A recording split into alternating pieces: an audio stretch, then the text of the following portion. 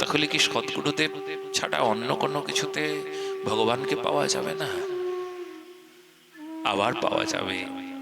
বলে সদ্গুরুদেব যেই দিন তোমার ভাগ্যে জুটবে সেই দিনই তুমি পাবে। বলে আচ্ছা মহারাজ, যদি আমি আগে সদ্গুরুদেব না পাই, আগের গুরুদেব আমার ছিল, তাহলে কি আমার ত্যাগ হয়ে যাবে? না, নিচের সিঁড়িকে ছেড়ে দিয়ে ওপরের সিঁড়িতে যেতে হয়।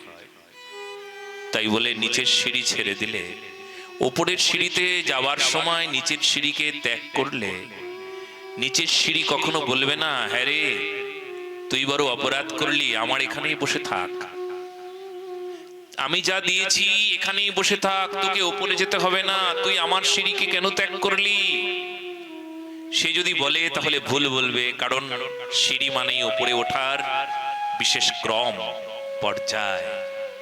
হ্যাঁ, ঠিক একই রকম ভাবে আমাকে নিচু থেকে ওপরে উঠতে হবে। আর ওপরে উঠলে কি হয় না, নিচের সিঁড়িটাও ওপরের সিঁড়ির সঙ্গে যুক্ত আছে, ওটাও লিংক আছে, নিচের সিঁড়ি আছে, তার উপরে আরেকটা সিঁড়ি, তার উপরে আরেকটা সিঁড়ি, তার উপরে আরেকটা সিঁড়ি।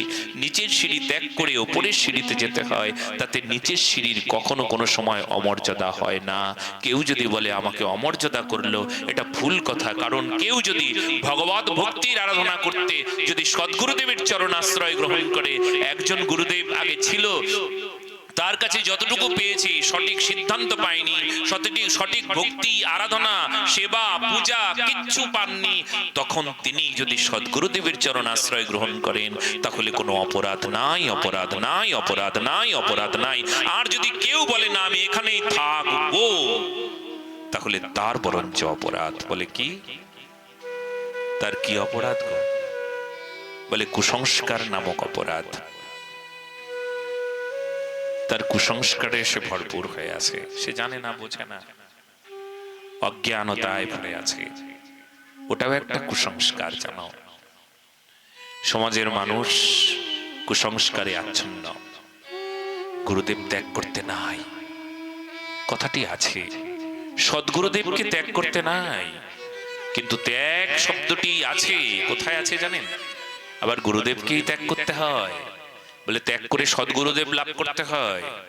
দেবর্ষি নারদ পাঞ্চরাত্রিক বিধিতে বলছেন যে যদি তুমি দেখো তোমার গুরুদেব আচরণশীল নন, আমাকে সেই শিক্ষায় দীক্ষায় নৈতিকতায় আদর্শে ভক্তিতে পরম প্রেম ভক্তির স্থানে পৌঁছে দিতে পারলেন না, তখন কি করতে হবে? পুনশ্চা বিধিনা সম্মত গ্রাহয়েদ বৈষ্ণবাদ গুরু। দেবর্ষি নারদ বললেন আবার পুনরায় সদ্গুরুদেবের চরণ আশ্রয় গ্রহণ করো, আর তুমি সদ্গুরুদেবের চরণ আশ্রয় গ্রহণ করে ভগবানের ভজনে নিমগ্ন হয়ে যাও। বলো না গো রাধে রাধে।